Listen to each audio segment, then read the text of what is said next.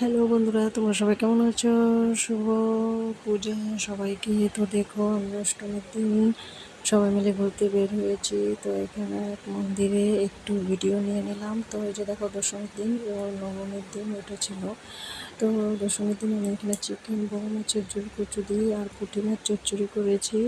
তো আমার ঘরে আমি ঢাকিদেরকে খাওয়াবো, ব্রাহ্মণদেরকে খাওয়াবো, তো তাই রান্না করেছি। দেখো কি সুন্দর রান্নাগুলো হয়েছে। তারপর দেখো এখানে পুজোর অষ্টমীর দিনের উল্টো পাল্টো হয়ে গেছে।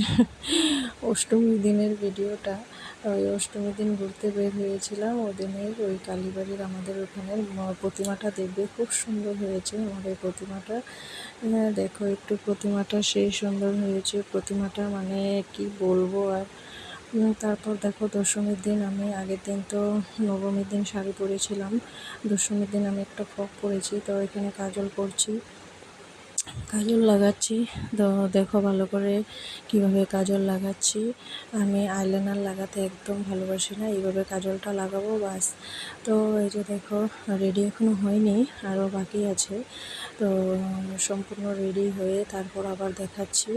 তো এই যে দেখো, আর করতে পারলাম না, তো রাস্তায় বের হয়েছি, তখন একটু ভিডিও নিয়ে নিলাম।